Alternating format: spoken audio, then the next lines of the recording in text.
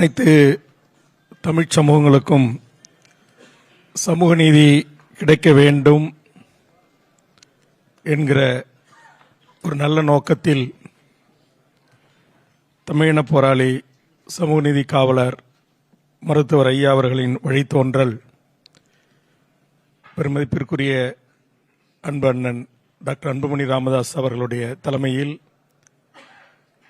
இந்த கூட்டத்தில் கலந்து கொண்டிருக்கின்ற அனைத்து தலைவர்களுக்கும் சமுதாய தலைவர்களுக்கும் நான் சார்ந்திருக்கிற தமிழக வாழ்வுரிமை கட்சியின் சார்பாக முதலில் என் நெஞ்சார்ந்த நன்றியை தெரிவித்துக் கொள்கிறேன். அதுபோன்று அண்ணன் அவர்கள் கண்டிப்பாக நான் வர வேண்டும் என்று அன்பு கட்டளையிட்டார். அந்த அழைப்பிற்கும் என்னுடைய நன்றி. 1980 சமூக நீதி காவலர் மருத்துவர் ஐயா அவர்கள்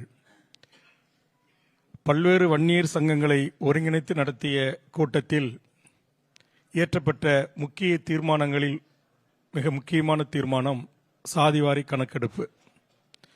சுமார் 46 ஆண்டு காலமாக மருத்துவர் ஐயா அவர்கள் தொடர்ந்து போராடி இன்னும் சமூக நீதி முழுமை பெறாமல் தனது காலத்தில் இருக்கிறது என்கிற அந்த வேதனைக்கு அருமருந்தாக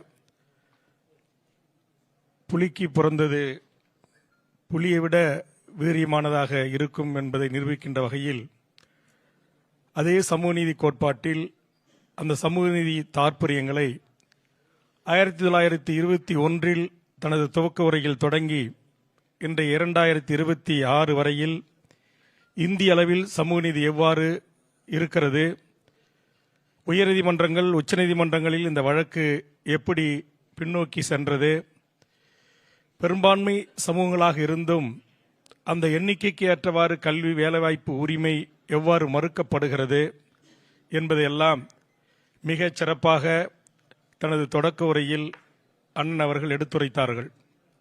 ஆனால் இன்றைய இளைய தலைமுறைக்கு இந்த சமூக நீதி தாற்பயம் முழுவதுமாக சென்று சேரவில்லை. இதை குறித்தான புரிதலும் இன்றைய நம்முடைய இளைய தலைமுறைக்கு பெரும்பான்மையர்களுக்கு இல்லை என்பது வருத்தத்துக்குரிய ஒரு செய்தி. ஆக இப்படிப்பட்ட ஒரு சூழலில் இங்கு அனைத்து அரசியல் கட்சி தலைவர்களையும் அழைத்து சமுதாய தலைவர்களையும் அழைத்து புதிதாக பொறுப்பேற்றிருக்கிற அரசின் பிரதிநிதியும் அழைத்து இது எவ்வளவு ஒரு முக்கியமான ஒரு விடயம், இது எவ்வளவு பெரிய தேவையான விடயம் என்பதை இந்த கூட்டம் உணர்த்தியிருக்கிறது. 69% இடஒதுக்கீட்டை இன்றைக்கு தொடர்ந்து நடைமுறைப்படுத்துவதில் எதிர்காலத்தில் நீதிமன்றங்கள் தலையிடும் அல்லது அதை தடுத்து நிறுத்தும் என்பதில் தொடங்கி அனைத்து மக்களுக்கும் அவர்கள் எண்ணிக்கைக்கு ஏற்றவாறு கல்வி வேலைவாய்ப்பு என்கிற அந்த சமூக நீதி உரிமை சம உரிமை கிடைக்கப்பெற வேண்டும் என்கிற இந்த நோக்கத்தை நாம் நிறைவு செய்ய வேண்டும் என்று சொன்னால் என்னுடைய ஒரு வேண்டுகோள், இங்கே வந்திருக்கிற அனைத்து அரசியல் கட்சியும் ஆளுங்கட்சி வேணுமா விட்டுடலாம், மீதி அனைத்து அரசியல் கட்சிகளும் சேர்ந்து நாம் ஆதரிக்கக்கூடிய நாம் கூட்டணி வைக்கக்கூடிய கட்சிகள் தான் தமிழ்நாட்டை ஆண்டு கொண்டிருக்கின்றன. நான் அனைத்து தலைவர்களுக்கும் எங்கள் அண்ணன் சின்னையா அவர்கள் உள்ளிட்ட அனைவருக்கும் நான் வேண்டுவது, இனி வரும் தேர்தலில் நாம் யாரோடு கூட்டணி வைத்தாலும் முதல் கண்டிஷன் நம்பர் 1 சாதிவாரி கணக்கெடுப்புடன் கூடிய சமூக நீதி சமநீதி. அது வரைக்குமே நமக்கு அவசியம் இருக்காது. ஏன்னா இப்போ இந்த இல்ல அதான் நான் சொல்ல வரேன் பட்ஜெட் கூட்டத்தொடரிலே அறிவிச்சுட்டு அடுத்தது முதலமைச்சர் அறிவிக்க போறாரு. அதுக்குதான் அவங்களை தனிச்சு நான் சொன்னது. அதுக்குதான், அதாவது அண்ணன் சொன்னாங்க ரொம்ப மகிழ்ச்சி. ஏன்னா அண்ணன் முதலமைச்சர் அவர்களோடு விரிவாக அதை பேசியிருக்கிறாங்க. இந்த கூட்டத்திலேயே நான் பார்த்தேன், ஏதாச்சும் ஐயா ஒரு பேடில் குறிப்பெடுத்துட்டு தான் ஆதாரமாக ஆத்தன்டிக்கா பேசுவாங்க. சரி, சமூக நீதியை குறித்து எங்க சின்னையா என்னதான் பண்றாரு அப்படின்ட்டு நான் விட்டு கவனிச்சேன். ஒரு சின்ன குறிப்பு கூட இல்லை. அதற்குத்தான் சொன்னேன், புலிக்கு பிறந்தது நிச்சயமாக அது பூனையாக மாறாது, பாயும் புலியாக மாறி இருக்கிறது. இந்த விடயத்தை பொறுத்து மட்டுமல்ல, நாடாளுமன்றத்தில் இந்த மக்களுக்கான உரை ஆற்றுகின்ற போதும் சரி, அல்லது உலகளாவிய மாநாடுகளில் அவர் உரையாற்றுகின்ற போதும் ஆங்கிலத்திலே கூட மிகச்சிறப்பாக அந்த எடுத்து வைக்கிற பிரசன்டேஷன் என்று சொல்வார்கள், மிக அற்புதமாக இருக்கும். அதனால்தான் இந்த சமூக நீதி விஷயத்தில் ஏற்கனவே 2 கூட்டம் நடத்தினார். அதில் அண்ணா என்னை கூப்பிடல.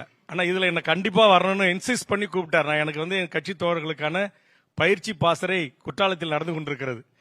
சரி, சமூக நீதிக்காக கூப்பிடுறாங்களே, நம்ம வளர்ந்த இடம் தாய் வீடு என்று நான் முதலாக 16 ஆண்டுகளுக்கு பிறகு என் தாய் வீட்டின் அழைப்பை ஏற்று, அதுவும் குறிப்பாக சின்னையா அவருடைய அழைப்பை ஏற்று நான் வருகின்றிருக்கிறேன். நீங்க அனைத்து தலைவர்களும், நான் எதற்காக அதை சொன்னேன் அப்படின்னா, இந்த தலைவர்களை தாண்டி தமிழ்நாட்டில் எந்த ஒரு கட்சியும், இங்க அதிமுகவும் இருக்கிறது, இங்கு தேசிய கட்சிகள் 2 இருக்கிறது, இங்க சமூக நல்லிணக்கம் கடைபிடிக்கப்பட வேண்டும் என்று சொன்னால், இங்க அருமை சகோதரர் அன்புக்கினிய புவி ஜெகன்மூர்த்தி, நம்முடைய திரு மூர்த்தி பறையனார், இன்னைக்கு தென் மாவட்டங்கள் அங்கொன்று இங்கொன்றுமாக தலை தூக்கி இருக்கிற சாதிய மோதல்கள் கூட முற்று பெற வேண்டும் என்றால் திருமாரஞ்சி போன்ற நல்ல புரிதலுள்ள ஆளுமைகள், இங்கே அண்ணன் செல்வகுமார் போன்றவர்கள், இங்கே அண்ணன் கொங்கு ஈஸ்வரம் போன்றவர்கள், தனியரசு போன்றவர்கள், நாம் தமிழருடைய இயக்கத்துடைய பிரதிநிதிகள், பல்வேறு சமூக தலைவர்கள் வந்திருக்கிறார்கள். இவர்களை மீறி இந்த மண்ணில் ஆட்சியும் யாரும் நிறுவ முடியாது, சமூக கலவரங்களிலும் யாரும் ஈடுபட்டுவிட முடியாது. அதனால் இது ஒரு தமிழ் சமூகத்தின் வாழ்வுரிமைக்கான, சாதி மோதல்கள் இல்லாத, சாதி சண்டைகள் இல்லாத, மத கலவரங்கள் இல்லாத, ஒரு மாச்சரியம் இல்லாத ஒரு தமிழ் சமூகம் உருவாக வேண்டும். நான் இந்த கூட்டணி விஷயத்தை ஏன் சொன்னேன்னா, இந்த 5 ஆண்டு காலம் சாட்சி அண்ணன் ஈஸ்வரனே பக்கத்தில் இருக்கிறாரு, ஜெகன்மூர்த்தி பக்கத்தில் இருக்கிறார். தொடர்ச்சியா வாய்ப்பு கிடைக்கும் போதெல்லாம் நான் சொன்ன 10.5% உயர்நீதிமன்றம் உச்சநீதிமன்றம் சொல்லிட்டீங்க, பரவாயில்ல விட்டுருங்க. இன்னைக்கு டாக்டர் அன்புமணி ராமதாஸ் ஐயாவிலிருந்தே சொல்றாங்க, சாதி வாரி கணக்கெடுப்பு நடத்துங்கன்னு. எல்லா மாநிலங்களும் எடுத்திருக்கிற விவர அறிக்கையை எல்லாரும் வெளியிட்டு பேசுறாங்க. சமூக நீதி வழிவந்த அரசு நீங்க தயவு செய்து எடுங்க அப்படின்னு நான் சொன்னேன். இந்த கூட்டணியிலிருந்து வெளிவருவதற்கான 10 காரணங்களை கோரிக்கைகளாக முன்வைத்த 5 ஆண்டுகளா, அதுல முதல் இடத்தை பிடித்தது இந்த சாதிவாரி கணக்கெடுப்பு தான். இதை குறைந்தபட்சம் ஒரு அறிவிப்பா வெளியிடுங்கன்னு மன்றாடின. ஈழத்தில் நடந்த இனப்படுகொலைக்கு சொன்னேன், வருங்காலத்தில் என்ன பண்ணலாம் அதான் நான் சொல்லிடுறேன். அதனால இந்த 10 கோரிக்கை அங்க நிறைவேறல. அதனால தனித்து வந்து நின்ன இன்னைக்கு உங்களோட சேர்ந்து இருக்கிறேன். இந்த அனைத்து தலைவர்களும் நாம் சேர்ந்து இன்றைக்கு இன்னும் ஒரு மகிழ்ச்சியான செய்தி, வெற்றி கழகத்திலிருந்து இடஒதுக்கீட்டை குறித்து, பெரியாரை குறித்து, அம்பேத்கரை குறித்து ஒரு புரிதலுள்ள ஒரு இளைஞர் அந்த கட்சியினுடைய செய்தி தொடர்பாளராக கிடைத்திருக்கிறார். உண்மையிலேயே மகிழ்ச்சி. நம்மெல்லாம் வேற வேற பேர் வச்சுக்கிட்டு இருந்தோம். எனக்கும் அவர் வந்து ஐயா சின்னையா பார்த்து வணக்கம் சொல்லும் போது, சமூக நீதி குறித்து வெற்றி கழகம் என்னதான் பேச போகுது அப்படின்னு ஒரு ஆவலோடு இருந்தேன். அதற்காக அவருக்கு நன்றி. இந்த புரிதலை, இந்த செய்தியை நீங்கள் உள்வாங்கியிருக்கிறீர்கள். ஏற்கனவே இப்போது சின்னையா அவர்கள் சொன்ன போதும் உள்வாங்கியிருக்கிறீர்கள். நீங்கள் உங்கள் முதலமைச்சருக்கு எடுத்து சொல்லி சொன்னது போல் நீங்கள் இந்த ஆளுநர் உரையாக அறிவிப்பாக இருக்கலாம், அல்லது பட்ஜெட்டுடைய கூட்டத்தொடருடைய அறிவிப்பினாவது நீங்கள் இதற்கான அறிவிப்பை வெளியிட்டு, இங்கே 2 பெரிய கட்சிகளால் முழுமை பெறாத 2 பெரிய கட்சிகளுக்கும் இடஒதுக்கீட்டில் பங்கு இருக்கிறது, நான் இல்லை என்று சொல்லவில்லை. 69% இடஒதுக்கீட்டை பாதுகாத்ததில் மறைந்த முதலமைச்சர் அம்மையார் ஜெயலலிதா அவர்களுக்கும் பங்கு இருக்கிறது. 120 சமூகங்களை உள்ளடக்கி இன்றைக்கு 20% இடஒதுக்கீட்டு 108 சாதிகளை உள்ளடக்கி எம்பிசி என்கிற பட்டியலை உருவாக்கியதில் கலைஞருடைய பங்களிப்பு இருக்கிறது. காங்கிரஸ் பேரியக்கம் நீதி கட்சியினுடைய தொடக்கத்திலிருந்து எமது முன்னோர்கள் பெருந்தலைவர் காமராஜரை முதலமைச்சர் ஆக்குவதற்கு ஆதரவு தந்த போதும் சரி, ராஜாஜி அவர்களை இந்த மாகாணத்துடைய முதலமைச்சர் ஆக்கியதிலும் பங்கு வகித்திருக்கிறது. அந்த வம்ச வழியில் வந்த டாக்டர் அன்புமணி வேல்முருகனும் எங்களை போன்றவர்கள் நாங்கள் வைப்பது, இன்னைக்கு நிறைய பேருக்கு பெருந்தலைவர் காமராஜரை யாரோ முதலமைச்சராக ஆக்கினாங்கன்றாங்க. அது தவறு.